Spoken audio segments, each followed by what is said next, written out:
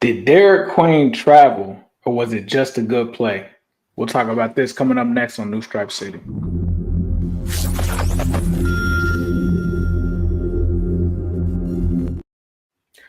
Welcome to New Stripe City, a YouTube channel for diehard Bengals fans. I'm Ace Boogie. Appreciate y'all for tapping in. We're here to talk about Derik Queen, and this was something near and dear to me because this wasn't the first time that I've seen Derik Queen before. I live down in the Orlando area. There's a academy, Montverde Academy, that's very close by. I've actually seen Derik Queen before he was on the NCAA stage, where he was one of the top players in the U.S.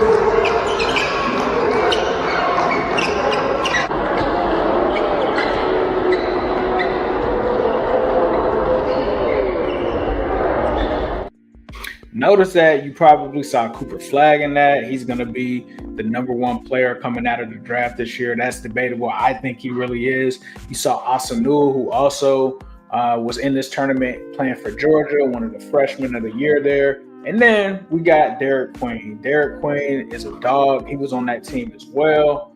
Looking at some of his numbers right now, he's going crazy. 16.2 points per game, 9.1 rebounds, 1.9 assists, 52.9 field goal percentage, hit the game winner, right? So I was watching it live like you guys were. March Madness has been really good. And I was taking a look at what was going on, and I didn't even notice it. It happened so quickly, I didn't notice it. I heard a lot of people talking about it on Twitter. I tweeted about it, and I was like, man, he just called ball game. But people said, hey, did he travel on that play? And I'm like, bruh, I don't know. So, with that being said, let's take a look to see if Derik Queen traveled on the play and what people have been saying about the play. We've got some officials that kind of talked about it. So I'm going to let Gene Steratore kind of discuss what his thoughts were on the play itself. Great play. It's a great ending, right? By rule, the dribble doesn't end until there's firm possession with one hand locked, or more times than not with two hands. So we've got to look to see when the dribble ends. Derik Queen makes the turn around the loop. At that point, when he brings it back up, we don't know if that's fully possessed. If he bobbles that at that point, he could continue to bobble that basketball all the way to the hoop without a travel. So you've got to wait until you can define firm possession. Now the dribble has ended. As I said, most times than not, it's when both hands come together. You can see when Derik Queen has both hands together, 1 foot hits, next foot, great shot, great ending. To me, it just really doesn't jump off the screen as anything big. So he feels like it wasn't blatant that Derik Queen traveled. He felt like he continued through.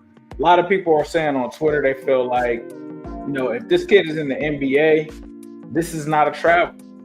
And honestly, the type of player that Derik Queen is, this is going to be a guy that's going to be a top draft pick in the NBA draft. You're talking about top 10 pick. He's going to be in the league, and people are going to do stuff like that and not call travel. And to me, like, as good as the March Madness has been thus far, to me, it would have been super disappointing to call that a travel. I personally just think, like, if you call that travel at that moment, you take away a great moment in NCAA history. And I get it. Colorado State fought their tails off, came down to the wire. It was a good game. But Derik Queen said, give me the effing ball, get out the way. And he made this play. And to me, it wasn't a blatant travel. Like, when you watch it back, it's not super blatant. Like, you have to watch it a couple of times. You have to watch it in slow motion. And if they are saying by the rules that it's not considered a travel, I don't think we should make a big deal out of this. This gets this team to the Sweet 16. The Maryland, you talk about the Crab Five. We're able to see this now. And for him to come out, even though, you guys, it's no secret, I'm a Bengals fan. He said he's doing this for Baltimore. Like, Derik Queen has been doing this for a long time. Was a great kid at Montverde. Really enjoyed watching him. Honestly, when I first went to one of the games, I actually noticed him before Cooper Flag. Obviously, Cooper Flag is who he is, but that just speaks to who he is as a player. A great big man. I expect to see him continue to dominate through the rest of this tournament, and they get to play Florida. So if you haven't been watching, man, Florida is a deep team. They've got a lot of depth. They're very exciting to watch. However, they almost lost this last recent matchup that they just had. So seeing them go against Maryland is going to be must-see TV. If you aren't watching March Madness, I don't know what you're doing, bro. Some great basketball, great players, great future NBA players playing in it. Cooper Flag. I also watched Robert Wright, who also played at Montverde as well. He was the point guard. He actually had to go against Cooper Flag, ended up losing, but he had a game before that where he dropped 19 points. Like, all of these kids from Montverde are going off, and they're all essentially going to be in the NBA. And if you don't know who Montverde is, just think about it like this. Joel Embiid played at Montverde. Cade Cunningham played at Montverde. Ben Simmons. I mean, the list really goes on. RJ Barrett. So they've got notable NBA players, not just players that were like, yeah, I might know this guy. No, they have premier players that played at Montverde, that played in the NBA. D'Angelo Russell. Just look them up. They are like that. They are definitely like that. I've been to quite a few games, but that's where I first saw Derik Queen, and I was excited to watch him for this tournament. And I'm going to continue to be excited because this dude is the real deal. I mean, you look at some of the performances that he's had, 17 points in that last game, 66% from the three, 6 rebounds, 2 blocks, 1 assist. The game before that, he had 12. But the thing that was even crazier was when they played Michigan, this dude had 31 points, bro.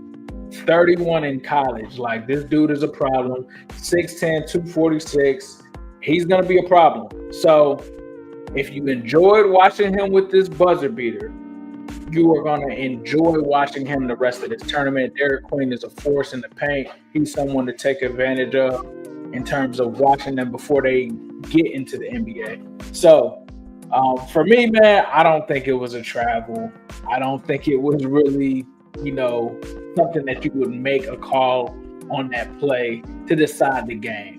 It was very exciting. Colorado State made the 3, and they came back and hit the buzzer beater. But shout out to Derik Queen, man. Looking forward to seeing him for the rest of this tournament. I'm Ace Boogie. You guys already know. Make sure you hit that subscribe button. Make sure you hit that like button. You let me know in the comments. Did you think that he traveled? Did you think that it was a travel? Or do you think that they should have called it travel if you did? I'm out.